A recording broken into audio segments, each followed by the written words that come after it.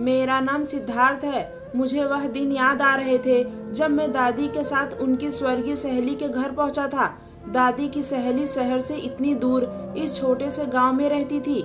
माँ बाप की एक्सीडेंटल मौत के बाद मुझे दादी ने ही अपनी देख रेख में रखा था। गांव की जमीनों से इतना आ जाता था कि घर में किसी चीज की कमी का एहसास ना हुआ।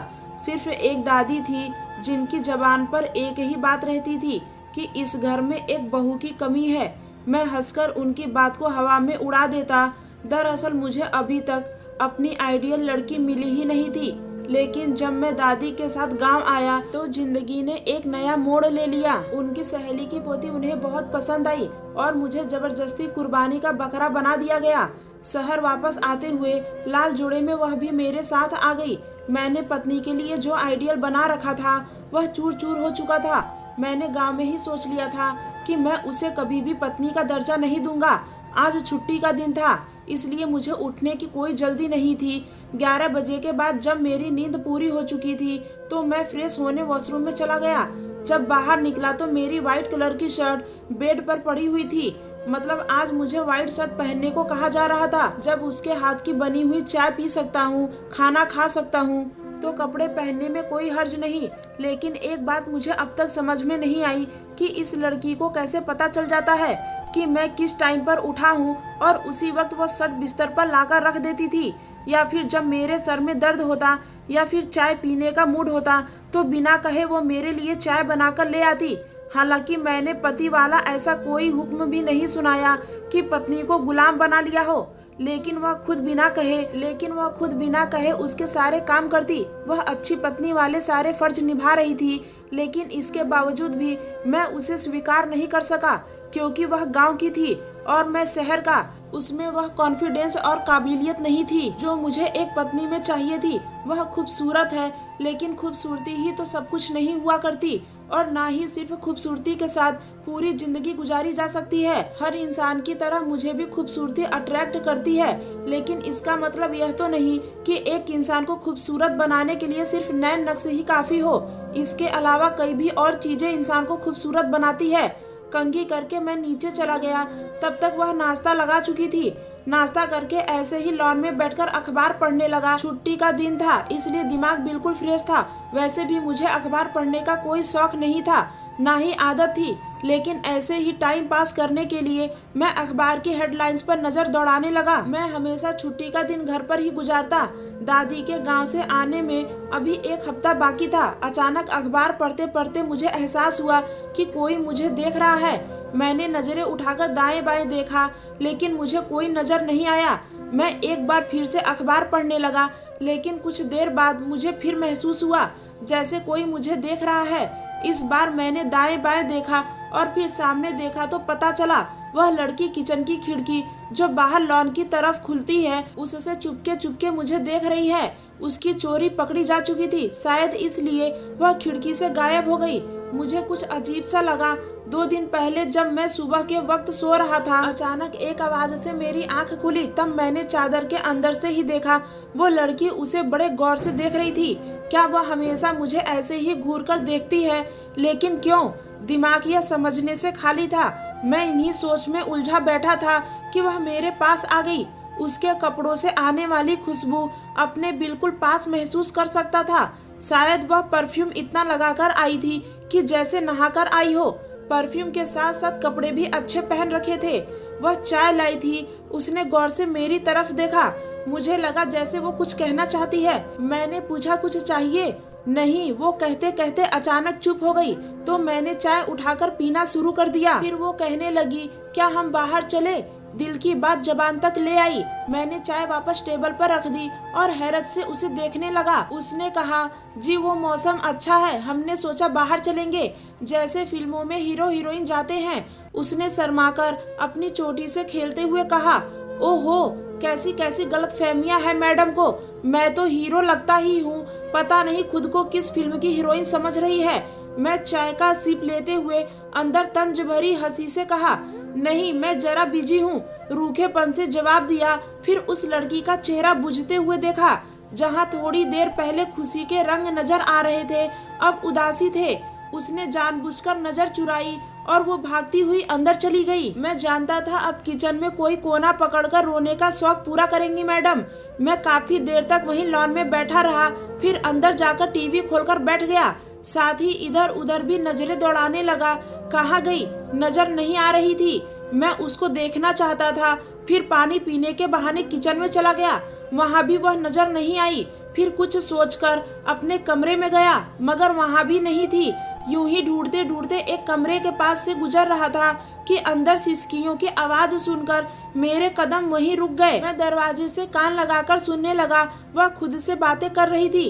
प्रभु हमेशा मेरे साथ ही ऐसा क्यों करता है?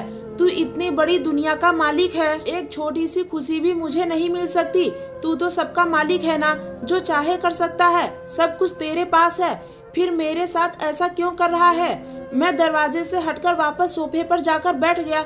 पता नहीं क्यों मुझे उस लड़की का रोना अच्छा नहीं लग रहा था। अब मुझे अपने बर्ताव पर पछतावा होने लगा। आखिर क्यों मैंने उसकी बात नहीं मानी? क्या हो जाता अगर मैं उसके साथ बाहर चला जाता? वैसे भी वह कौन सा मेरे जीवन भर की साथी है, कुछ दिनों के लिए ही तो है इस घर में। एक बात तो मैं शुरू से अपने दिमाग में बिठा चुका था कि दादी के आते ही वह उनका लाया हुआ तोहफा वापस कर देगा। इसलिए हमेशा उसे देखकर यही सोचता कि वह उसके घर में हमेशा के लिए नहीं है। मेरे अंदर उसके लिए कोई फीलिंग्स नहीं थी। वो सीढ़ी से उतरकर नीचे आ रही थी। मैंने गौर से उसका चेहरा देखा, जहाँ कोई आंसू कोई परेशानी नजर नहीं आ रही थी। मतलब वो अपने कमजोरी मुझ पर जाहिर नहीं करना चाहती थी।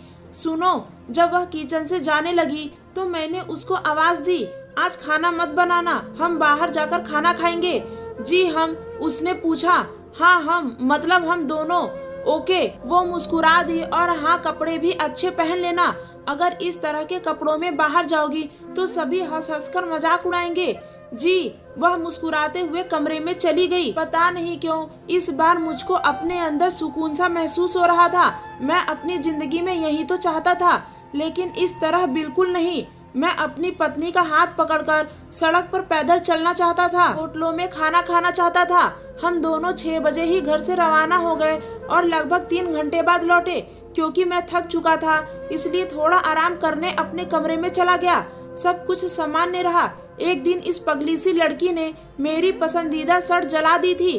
शायद प्रेस करते हुए जल गया। वो आसानी से इस बात को छुपा सकती थी, लेकिन वो फूट फूट कर रो पड़ी और कहा कि मैं माफी चाहती हूँ, मैंने आपकी पसंदीदा काली शर्ट जला दी है। तो मैंने कहा कि इसके लिए इतने आंसू बहाने की क्या जरूरत है, वो भी मगरमच्छ के आंसू। तो वो कहने लगी, नहीं नहीं, मैं बहुत शर्मिंदा थी। मैंने कहा, तुम आसानी से छुपा सकती थी इस बात को। काली रंग की और भी शर्ट है मेरे पास और हर शर्ट का हिसाब नहीं रखता मैं। निधि ने कहा, मैं आपसे झूठ बोल सकती हूँ, भगवान से नहीं। वह सब जानता है ना। मुझे हैरत का झटका लगा।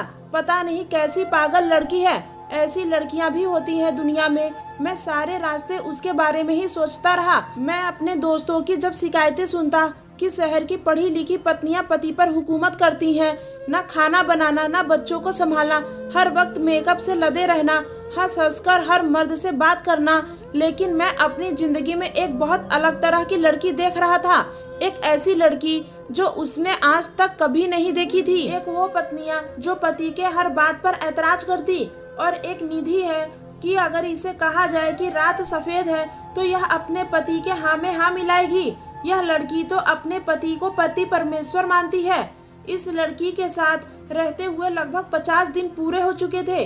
उसने कभी नहीं कहा कि मेरा हक अदा करो, बेड पर सोना मेरा हक है। वह हमेशा रात को सोने से पहले कोई ना कोई अजीब सा टॉपिक पकड़कर मुझसे सवाल करती थी और मैं बस हूँ हाँ में या फिर कभी कभी उसे गुस्से में झिझक देता। वह कभी मेरे गुस्से पर नाराज नहीं होती थी, लेकिन आज वो खामोशी से सोने के लिए लेट गई। मुझे हमेशा रात को इस लड़की की बातें बहुत बुरी लगती थी, लेकिन अजीब बात तो यह थी कि अगर वह लड़की बात ना करती तो शायद मैं उलझन का शिकार हो जाता। आज सुबह मेरी घड़ी का अलार्म नहीं बजा क्योंकि मैं रात को लगाना भूल गया था। मुझे लेट होता देखकर निधि मुझे उठाने लगी तो मुझे उसके छूने पर अजीब सा लगा। तुम्हारी हिम्मत कैसे हुई मुझे हाथ लगाने की? समझती क्या हो तुम खुद को? और क्या सोचकर तुमने मुझे हाथ लगाया? यह अच्छी पत्नी वाला रवैया तुम छोड़ दो। अंदर के लावे को बाहर आने का रास्ता मिल गया था। गेट आउट, मैंने चिल्लाकर कहा। याद आया, मैं चिल्ला चिल्लाकर बात कर रहा था। मेरा पारा एकदम बढ़ चुका था। मैंने महसूस किया उसकी आंखों से आंसू गिर रहे। वह जाहिल गवार लड़की इंग्लिश नहीं समझ सकती थी, इसलिए उसका हाथ पकड़कर जबरदस्ती अपने कमरे से बाहर निकाल दिया और कुंडी लगाकर बेड पर आ गया। काफी देर बाद जब मैं खुद को नॉर्मल करने में थोड़ा सा कामयाब हुआ तो दोबारा बिस्तर पर लेट गया। जाने कब मेरी आंख लग गई। मैं दोपहर 1 बजे उठा। सर में हल्के से दर्द का एहसास हुआ। सुबह 6 बजे वाला वाकया अभी तक मेरे दिमाग में ताजा था। आज हमेशा की तरह ना उसकी शर्ट बेड पर रखी हुई थी और ना नाश्ता टेबल पर था। मैं समझ गया कि वह मुझसे नाराज है। मैंने अच्छा नहीं किया, उसके साथ कितनी बुरी तरह से पेश आया। मेरे दिल ने आवाज दी। मैं किचन में चला गया। खुद खाना बनाने की आदत ही छूट चुकी थी। मैं बिना नाश्ता किए किचन से बाहर आ गया और सोफे पर ढेर हो गया। फिर अचानक यह सोचकर खड़ा हो गया कि यह कहाँ चली गई। घर के कमरों में उसे ढूंढने लगा, लेकिन वह कहीं भी नहीं मिली। टेंशन में और इजाफा हो गया। मैं ऐसे तड़पने लगा जैसे मछली को पानी से बाहर निकाल दिया गया हो। कहाँ चली गई? सीढ़ियाँ उतरते हुए मैं सोच रहा था, कहाँ चली गई? चली गई तो मुझे क्या, वह जहाँ भी जाए अच्छा है, इस घर से चली जाए। मैं तो हमेशा यही चाहता था कि वह चली जाए घर से, लेकिन आज जब वह चली गई तो परेशान हो रहा था। मैं खुश क्यों नहीं था, जबकि उसे तो खुश होना चाहिए था। क्या वह उसके लिए परेशान है कि दादी जब वापस आएंगी तो वो उन्हें क्या जवाब देगा? नहीं नहीं, दिल से फौरन आवाज आई। मैं दादी के लिए नहीं बल्कि खुद के लिए परेशान था। मगर क्यों? दिल से पूछा, क्योंकि तुम उससे प्यार करने लगे हो। दिल ने एकदम से सरगोशी की। वो गुमसुम सा हो गया। कैसे कर सकता है? वह तो उससे नफरत करता है। दिल नहीं झूठ बोल रहा है। उसने दिल को झुटलाने की कोशिश की, मगर वह ऐसा नहीं कर सका। यह क्या कह रहा था दिल? वो उससे प्यार। मुझे जिंदगी में पहली बार घर में अकेलेपन का एहसास हुआ। इतनी मासूम, इतनी सच्ची। उसे जीवन साथी के रूप में सिर्फ यही लड़की चाहिए थी, और तो कोई हो ही नहीं सकता। इस जैसी लड़की दुनिया में कहीं भी नहीं है। अगर दादी इस पर भरोसा करती थी तो बिल्कुल सही करती थी। वो वाकई अपने पोते के लिए सबसे अच्छी पत्नी ढूंढ कर लाई थी। अगर वो खुद उनकी मर्जी के खिलाफ किसी मॉडर्न लड़की से शादी करता तो क्या होता? क्या वह लड़की घर के काम करती? क्या उसमें इतनी बर्दाश्त शक्ति होती? क्या वह मेरी बात को इस तरह सहती कि मैं उस पर हमेशा गुस्सा करता रहूं, उसे जलील करता रहूं? पहली बार उसकी कही हुई सारी बातें याद कर रहा था। जी, ब्यूटी पार्लर क्या होता है? यह टीवी करंट तो नहीं मारता? जी, हमारे गांव में पहले मर्द खाना खाते हैं, फिर औरतें उनका बचा हुआ खाना खाती हैं। जी, वह आपकी काली शर्ट जल गई। आपसे झूठ बोल सकती थी, भगवान से नहीं। वो तो सब जानता है। आपसे झूठ बोलकर बच भी जाऊंगी तो भगवान से कैसे झूठ बोल सकती हूँ? वह तो इतनी अच्छी थी कि उसने कोई शिकवा, कोई शिकायत नहीं की। लेकिन वह कहाँ चली गई? प्लीज वापस आ जाओ। मैं तुम्हें फिर कुछ नहीं कहूँगा। हम दोनों मिलकर मोहब्बत से पति पत्नी बनकर रहेंगे। मुझे अपने गाल पर नमी का एहसास हुआ। भागते हुए गया और गाड़ी में बैठकर रेलवे स्टेशन की तरफ रवाना हो गया। मैं फुल स्पीड में जल्द से जल्द रेलवे स्टेशन पर पहुंच जाना चाहता था। मुझे अपनी कोई फिक्र नहीं थी। फिक्र यह थी कि कहीं वह चली ना जाए। मैं भागकर रेलवे स्टेशन के पास जब पहुंचा तो एक बेंच पर एक आदमी बैठा हुआ था। उससे कहा कि एक्सक्यूज मी भाई, यह ट्रेन की टाइमिंग क्या है? तो उसने कहा कि जी वो तो निकल चुकी है। मेरी तो जान निकल गई। खून सूख गया था। थक हार कर मैं ढेर हो गया। बीच में ऐसे कैसे जा सकती है? वह मुझे छोड़कर इतनी मामूली सी गलती की इतनी बड़ी सजा दे सकती है। काफी देर तक अपने सर को पकड़ लिया। मैं कैसे रहूंगा उसके बगैर? मैं तो वहीं बैठा रहा।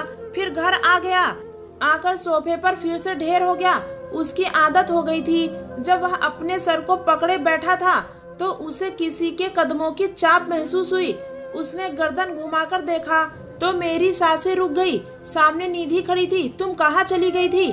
तुम बताओ मुझे। मैं उसे पकड़कर झिंझोड़ता रहा, जितना भी गुस्सा करूं, लेकिन अब मैं तुम्हें कमरे से बाहर नहीं निकालूंगा। तुम मेरी दुल्हन बनोगी। मैं तुम्हें दिल से पत्नी स्वीकार करना चाहता हूँ। निधि मेरा मुंह देखती रह गई। फिर उसने बताया वह सुबह उसके मुंह से निकलने वाले शोले सुनकर टूट गई थी। उसे लगा अब उसकी जिंदगी का कोई मकसद बाकी नहीं रहा। वह कमरे से निकलकर उसके बराबर वाले कमरे में जाकर रोती रही और रोते रोते कब सो गई उसे पता ही नहीं चला। इसलिए जब वह आवाज दे रहा था तो उसकी आवाज वो सुन नहीं पाई। बहुत देर तक वह मुझे देखती रही और कहने लगी, मैं जानती हूँ आप मुझसे प्यार करने लगे हैं, बस इजहार नहीं कर रहे थे, इसलिए मैं आपको छोड़कर कैसे जा सकती हूँ। आपका गुस्सा सर आंखों पर, लेकिन आपको पता है मेरा दिल टूट गया था आपके गुस्से से। गुस्सा करें लेकिन गुस्से में इस तरह मुझे मेरी नजरों में मत गिराएं। बेशक जोड़ी वही बनाता है आसमानों पर, वह अपने इंसानों में कभी फर्क नहीं करता, ना देहाती और ना शहरी में, ना अमीर में और ना ही गरीब में। आज मेरी दादी आ गई, मैं और निधि दोनों ने साथ साथ मिलकर दादी के पैर छुए। हम दोनों को साथ में देखकर दादी की आंखों में खुशी के आंसू आ गए। अगर कहानी अच्छी लगी हो तो कृपया मेरे चैनल को सब्सक्राइब करें, मुझे सपोर्ट करें। धन्यवाद।